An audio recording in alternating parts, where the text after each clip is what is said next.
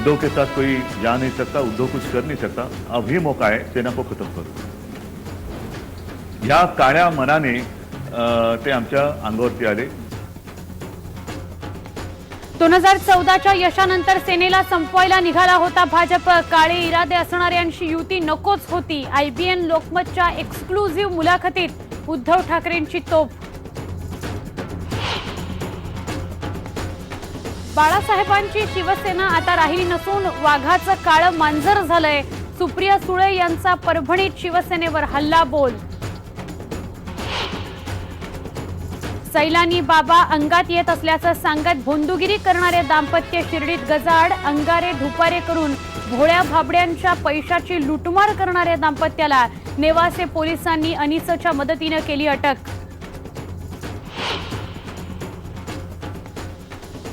नांदगाव बाजार समितीत आज कांद्याचे लिलाव बंद। रेल्वेच्या वॅगन मिळत नसल्यामुळे व्यापाऱ्यांचा निर्णय।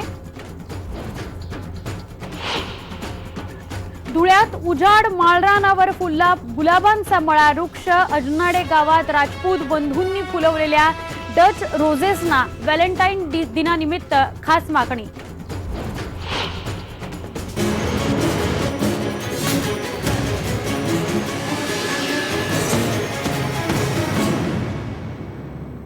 नमस्कार, मी सुवर्णा जोशी। गावाकडच्या बातम्यांमध्ये आपलं स्वागत। एका बाजूला आपण बघतोय महापालिका क्षेत्र जे आहे तिथे महापालिकेची निवडणूक आणि त्या अनुषंगाने घडणाऱ्या घडामोडी आहेत, तर दुसरीकडे सगळ्यांना उत्सुकता ग्रामीण भागामध्ये आहे, ती म्हणजे झेडपीची दंगल।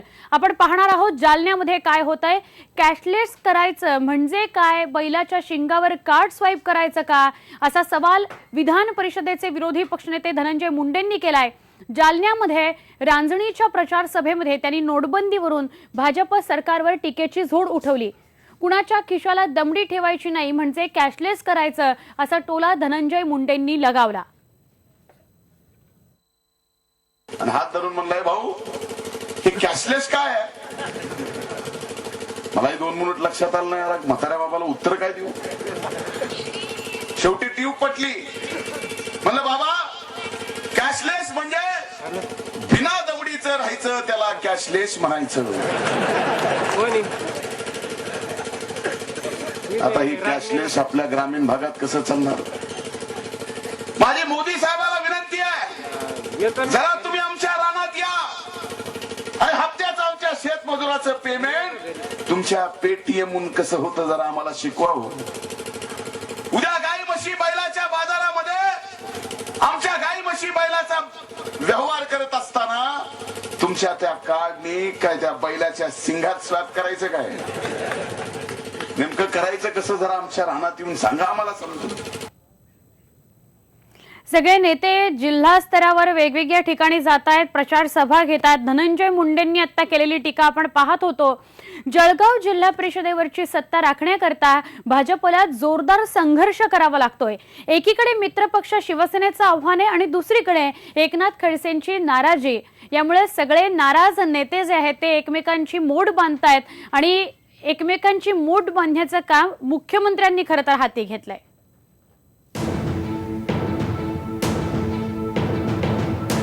जळगाव जिल्ह्यात गिरीश महाजन आणि एकनाथ खडसे यांच्यातून विस्तव जात नाही, तर खडसे आणि मुख्यमंत्री यांच्यातही फारसं सख्य नाही।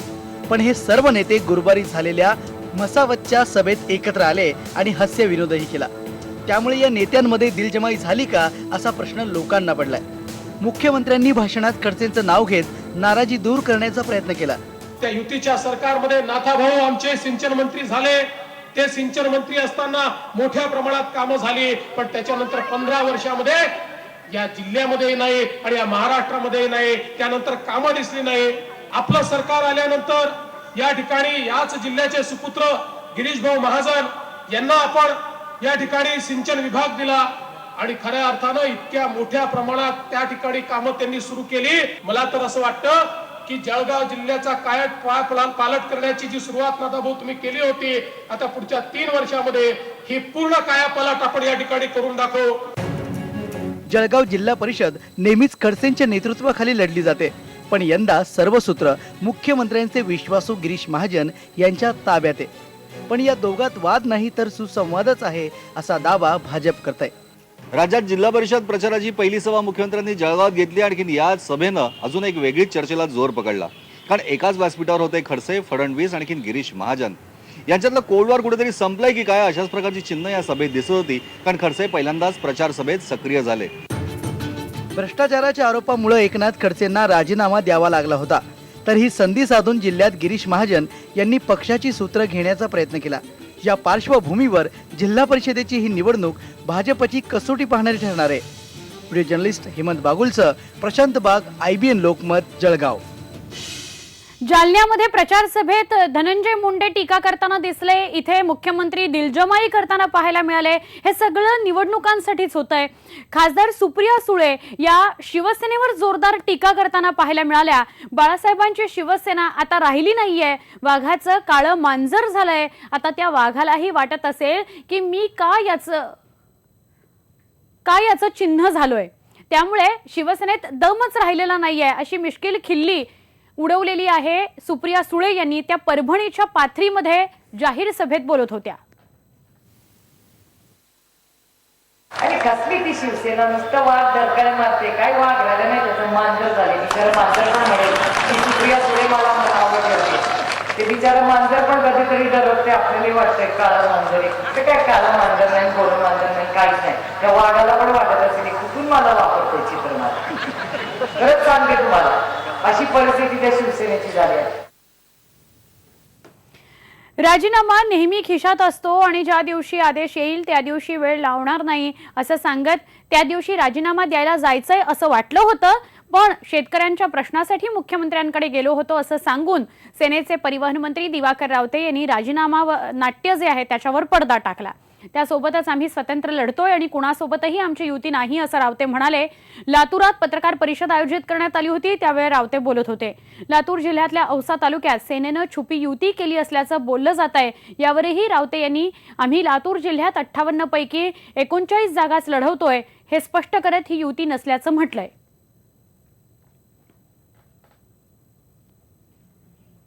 आता झेडपी झपाझप. अकोल्यामध्ये सध्या महापालिका निवडणुकीचा ज्वर हळूहळू चढू लागलाय. मात्र हा ज्वर काही कुटुंबांमध्ये थोडा जास्तच पाहायला मिळतोय. कारण आहे एकाच घरातले 2-2 उमेदवार. अकोल्यामध्ये 1-2 नव्हे तर तब्बल 8 पती पत्नी नगरसेवक पदासाठी आपलं नशीब आजमावत आहेत. त्यासोबतच आई आणि मुलाच्या 2 जोड्याही नगरसेवक होण्यासाठी सोबतच जोर लावत आहेत. सध्याच्या महापालिकेमध्ये 3 पती पत्नीच्या जोड्या नगरसेवक म्हणून निवडून आल्या आहेत. त्यापैकी स्थायी समिती सभापती विजय अग्रवाल आणि त्यांची पत्नी सुनीता यांना भाजपनं उमेदवारी दिली आहे. याशिवाय संजय आणि माधुरी या विद्यमान नगरसेवक दाम्पत्यालाही भाजपनं परत रिंगणात उतरवलंय. शिवसेनेनं तर 3 पती पत्नी जोडीला रिंगणात उतरवलंय. गुंडांना निवडून आणू आणि त्यानंतर त्यांच्यात सुधारणा करू हे राज्याचे सहकार मंत्री सुभाष देशमुख यांचं वक्तव्य धक्कादायक असल्याचं मत काँग्रेसचे प्रदेशाध्यक्ष अशोक चव्हाण यांनी केलंय. असं वक्तव्य करून एक प्रकारे गुंडांना तिकीट दिल्याची कबुलीच भाजपनं दिली आहे. जामनेर इथल्या जिल्हा परिषद आणि पंचायत समितीच्या निवडणूक प्रचार सभेमध्ये अशोक चव्हाणांनी हे वक्तव्य केलं. गुंडांना सहकार मंत्री चंद्रकांत दादा पाटील संरक्षण देत असल्याचा आरोपही अशोक चव्हाणांनी केला.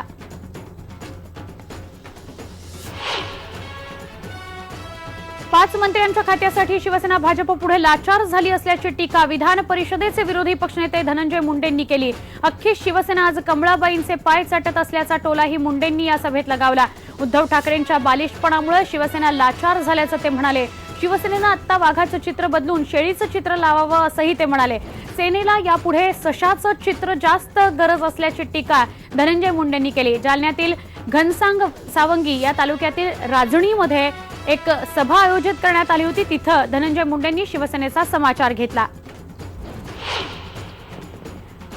पंचायत समितीत 50% आरक्षण असलेल्या महिला उमेदवार आता निवडणुकीच्या रिंगणात उतरल्यात. पुरुषांची मक्तेदारी असलेल्या राजकीय क्षेत्रात 50% सुरक्षा मिळाल्यानं महिलांची स्थानिक स्वराज्य संस्थांमधली संख्या वाढली आहे. आडगाव गट हा ओबीसी महिलांसाठी राखीव झालाय. त्यामुळे या गटातील शिवसेनेच्या महिला उमेदवार मीना जाधव या प्रचार सभा आणि मतदारसंघाच्या भेटीगाठीला सुरुवात त्यांनी केलेली आहे. महिला उमेदवार उभे राहत असल्यानं महिलांचे प्रश्न सुटतील अशी आशा नागरिकांना आणि विशेष करून महिलांना वाटते आहे. लोकनाट्याच्या माध्यमातून लोकांपर्यंत आपलं काम पोहोचवण्याचा प्रयत्न उमेदवारांकडून केला जातोय.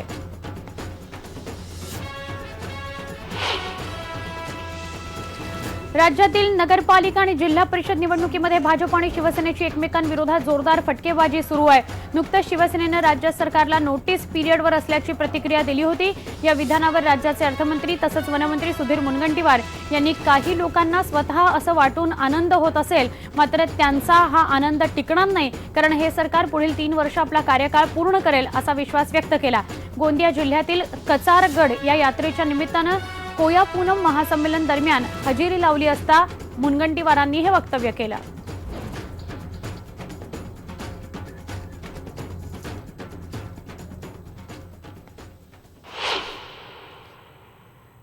दरम्यान बाणेर इथं मुख्यमंत्री देवेंद्र फडणवीस यांची सभा सुरू आहे. थेट प्रक्षेपण. की शहरातली लोकसंख्या वाढली, लोकांना घरं मिळतील तिथे लोक राहायला गेले, झोपडपट्ट्या तयार झाल्या, अनधिकृत बांधकामं तयार झाली, वाहतुकीचा प्रश्न तयार झाला, पिण्याच्या पाण्याचा प्रश्न तयार झाला, गटरचा प्रश्न तयार झाला. आज खरं म्हणजे आपण जर बघितलं तर आपली जी शहरं आहेत, आपण असं म्हणतो की शहराचा विकास संतुलित झाला पाहिजे. आपण असं म्हणतो की आपली जी शहरं आहेत या शहरामध्ये सस्टेनेबल डेव्हलपमेंट झाली पाहिजे. पण आज तशा प्रकारचं कुठलंही काम आपल्याला झालेलं दिसत नाही. शहरामध्ये गेल्यानंतर 30% लोक हे झोपडपट्टीमध्ये राहताना दिसतात, 30% लोक हे अनधिकृत बांधकामामध्ये राहताना दिसतात. त्यांना पाणी नाही आहे, त्यांना गटरची व्यवस्था नाही आहे. आणि म्हणून शहरीकरणाच्या या सगळ्या ज्या प्रोसेस आहे या प्रोसेसला ज्या प्रकारे नियोजित केलं पाहिजे त्या प्रकारे नियोजित न करण्यात आल्यामुळे आज आपली शहरं ही बकालतेकडे आपल्याला जाताना दिसत आहेत.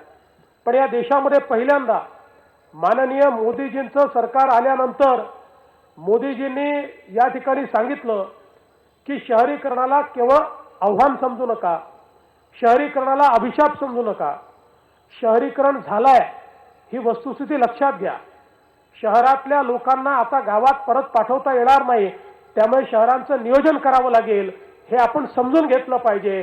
आणि म्हणून माननीय मोदीजींनी सांगितलं की आता शहरीकरणाला आव्हान समजायच्या ऐवजी तुम्ही या ठिकाणी शहरीकरणाला एक संधी समजा आणि या संधीचा उपयोग करून आपली शहरं चांगली कशी होतील, ती नियोजनबद्ध कशी होतील, ती सस्टेनेबल कशी होतील, ती स्मार्ट कशी होतील, ती सर्वसामान्यांना न्याय देणारी कशी होतील, अशा प्रकारची शहरं तयार करा हा संदेश मोदीजींनी दिला. मोदीजी असं म्हणाले की आज आपल्या देशाचा जो GDP आहे, वस्तू आणि सेवांची निर्मिती आहे, आपल्या देशाचा 65% GDP हा शहरांमध्ये तयार होतो.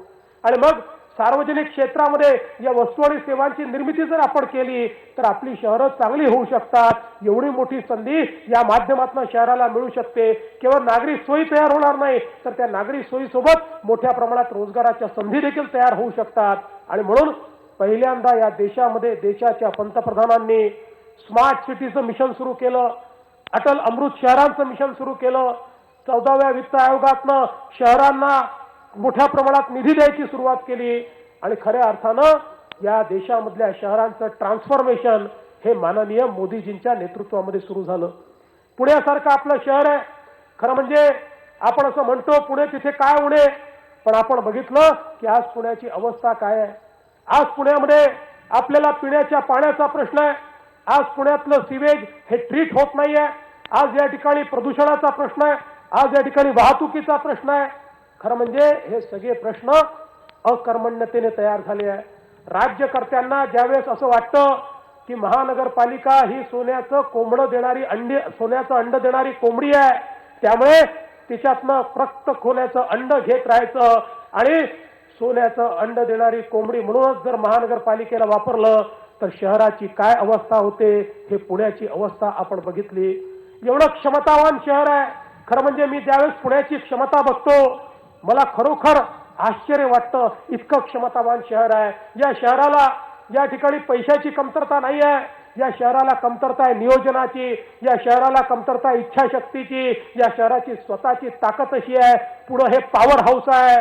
आज खऱ्या अर्थानं मी जगाच्या पाठीवर कुठेही गेलो आणि त्या ठिकाणी महाराष्ट्रात इन्व्हेस्टमेंट आणण्याकरता ज्यावेळी मी जगाच्या पाठीवर सेमिनार घेतो, लोक मला विचारतात महाराष्ट्रात इन्व्हेस्टमेंट करायची आहे म्हणजे काय पुण्यामध्ये करायची आहे का.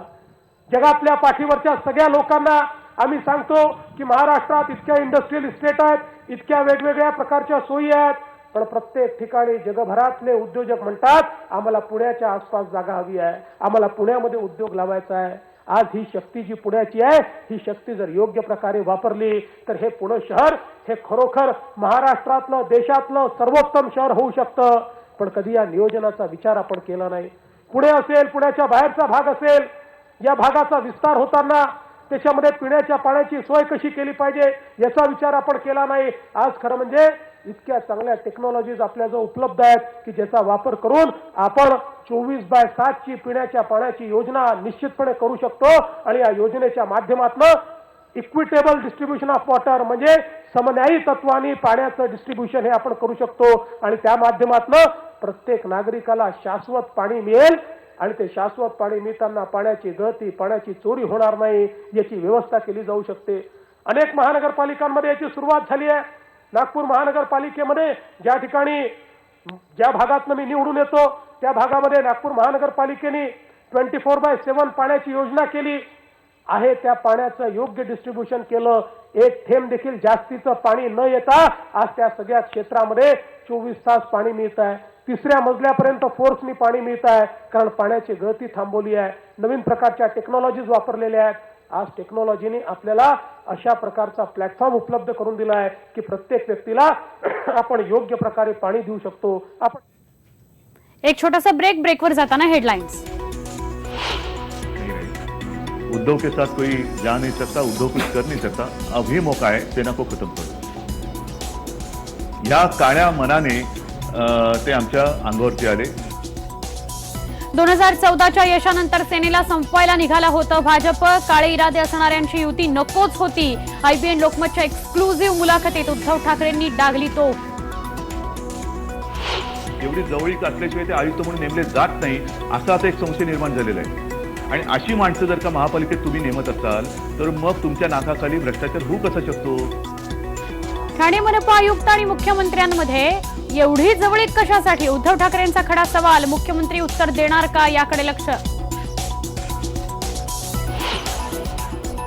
सैलानी बाबा अंगात येत असल्याचं सांगत भोंदुगिरी करणारे दाम्पत्य शिर्डीत गजाड. अंगारे धुपारे करून भोळ्या भाबड्यांच्या पैशांची लुटमार करणाऱ्या दाम्पत्याला नेवासे पोलिसांनी अनिसच्या मदतीनं केली अटक.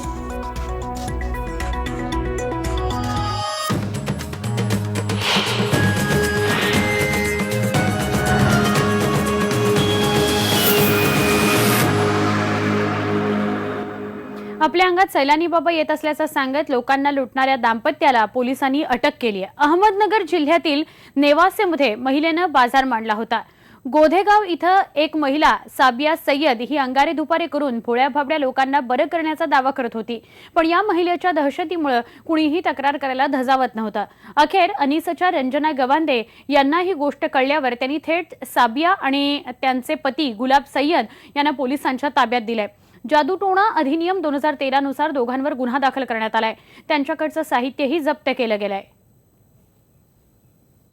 काही कॉम्रेड बाबा अरगडे, पाठक सर, आम्ही सर्व तिथे पोलीस ताफ्यासह तिथे गेलो आणि तिथे ॲक्च्युली स्टिंग ऑपरेशन करून त्या बाईंना ताब्यात घेतलं आहे आज. आणि ती त्यांचे सहकारी म्हणजे त्यांचे पती त्यांनाही ताब्यात घेतलेलं आहे.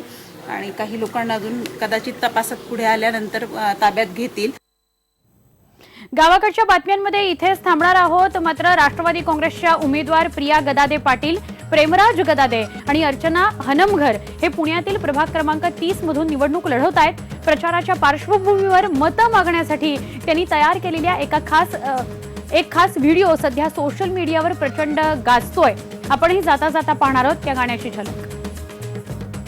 गदादे पाटलांच्या कार्याचा प्रभाव पाहिलाय का तुम्ही? अहो, शांताबाई म्हणते प्रभागात नाहीच काय कमी.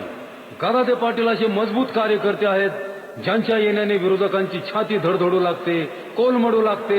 शांतामध्ये त्यांनी केलेल्या सिमेंटच्या रस्त्यावर शांताबाई चालते कशी? छम छम छम छम छम छम.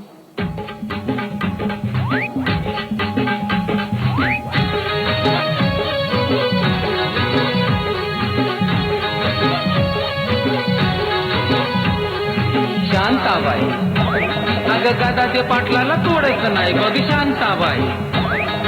गदादे पाटलाला तोडायचं नाही अगं शांताबाई. प्रभागाचा सुकाळ म्हणजे आपल्या राष्ट्रवादीचं घड्याळ. अहो आलेत 100 गेलेत 100 पाटील हल्ले दाराना कणभर कार्य धुरंधर कार्य निरंतर पाटील आपले एकच नंबर एकच नंबर एकच नंबर एकच नंबर एकच नंबर एकच नंबर एकच नंबर शांताबाई गदादे पाटलाला तोडच नाही शांताबाई अगं गदादे पाटलाला तोडच नाही घराघरामध्ये मनामनामध्ये